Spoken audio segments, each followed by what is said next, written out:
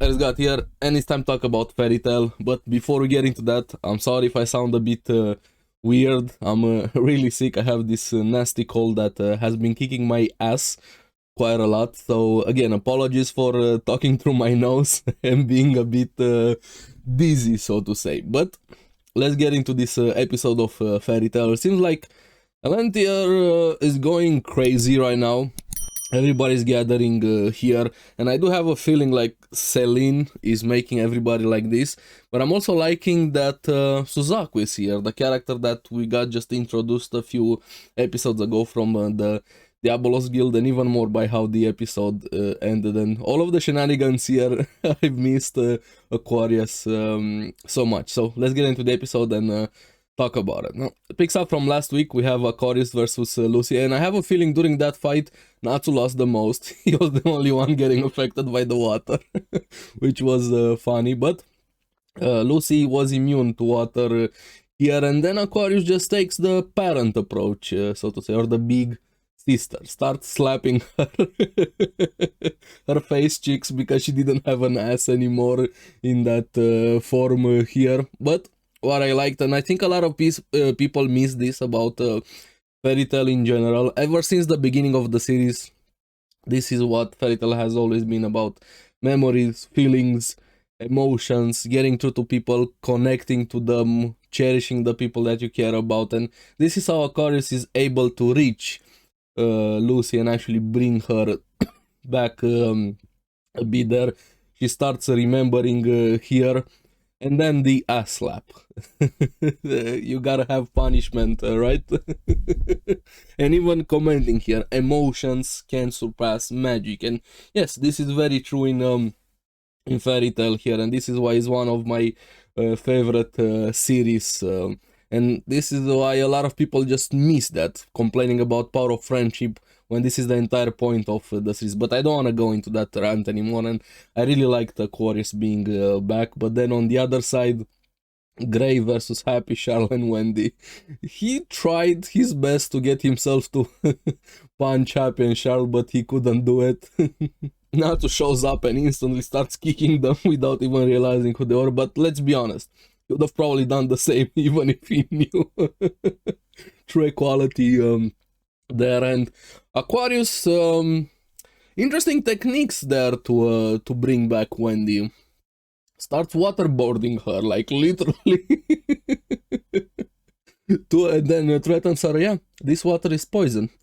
To scare her to use the cleanse magic on herself, and Wendy uses it and removes the yokai spell. And Yoko on the other side with Celine, she was getting really frustrated that Lucy broke her magic, and now Wendy also did it, and Wendy even brings back Happy and Charles there, and you can see Celine getting even more frustrated. I feel like she's ruling through terror. Their group seems happy-go-lucky, but underneath it's a lot more terrifying, so to say, especially for the Moonlight Divinities. I'm curious how Hakune and Mimi are gonna deal with this, because Yoko is gonna lose this episode. Mimi was enjoying the violence. I think she has a bit of masochism into her there. And Akone, I don't know how Gray, I do hope Gray is gonna be the one to defeat her, maybe get a new power up, considering how her ice magic works here. But Yoko also has another monster, Yokai, being the spider woman with a blade, and that's Erza. Even Happy commented that ended very anticlimactic when he instantly gets rid of the yokai spell. And I did kind of like that, that Wendy being able to do this. I feel like Wendy has one of the most powerful kits, so to say, of magic with what she's able to do, even more with Irene being connected to her here. But then Celine gets mad and sends Yoko herself to entertain her. Now, on the other side, while this was happening, we have Faris and Toka reaching the whiteout village. But apparently it's destroyed and everybody dead. And then they run into Suzaku. He says he's just wandering around there. He really reminds me of a Ronin in a way.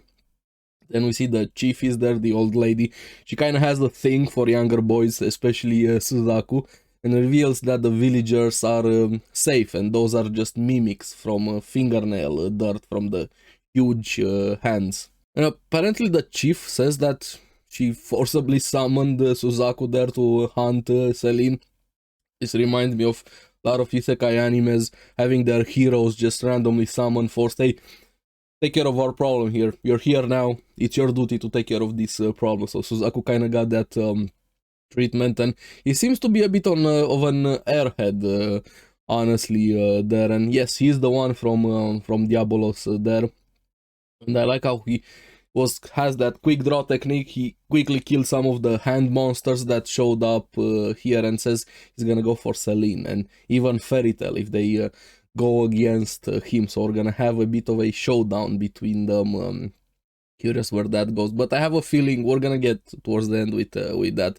Then back in the caves, Yoko shows up and starts fighting them. Wendy puts Spiria on all of them to be able to fight against the spirit magic, and Yoko uses her demon spray to summon a lot of demons and actually overwhelms Fairy Tail until Aquarius tells Lucy to use the spirits to actually summon all of them, and this is thanks to Elentier. And I'm really curious what power-up Lucy is going to get after this, because something has to happen when they finally go back to Earthlander. But it felt great seeing all of the spirits there, Lucy being able to do this, Aquarius being back.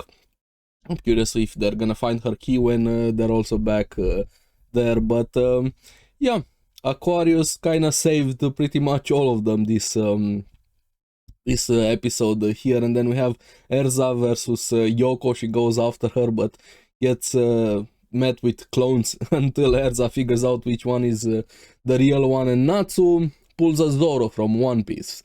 Gets sidetracked. Tanuki stole his scarf.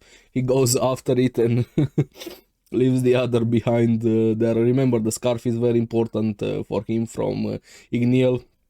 Then during the fight, Yoko transforms into her own yokai form. Kind of reminded me a bit of an Ashura demon in a way, with 4 arms there, kind of like Kali, the goddess, similar to that. Correct me in the comments if I'm wrong. But then Erza has her own transformations, more arms.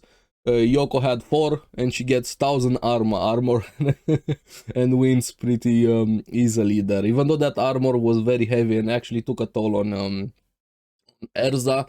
But they defeated one of the Moonlight divinities. I'm curious how the other ones are gonna go, Mimi and Akone.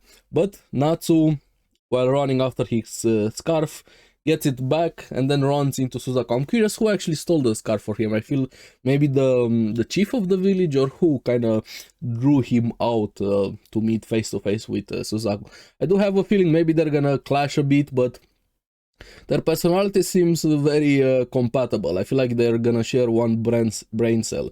That's the feeling I'm getting from them. Is Suzaku gonna be finally the one good person from Diabolos? That's gonna be interesting there. But overall, I'm liking it so far, this arc with Celine, and I'm curious if we're gonna have enough time to get the full fight against Celine. I don't even know how many episodes we have left. I think it was 25 episodes in this season. Let me know in the comments below if you guys know the episode count, and I do hope we're gonna get more seasons with 100-year quest after this one. And but yeah, let me know in the comments below what you guys thought about the episode. I'm sorry if I sound weird again, my mind all over the place. Like I said, I'm very sick, but I still wanted to have the video out and share my thoughts on Fairy Tail.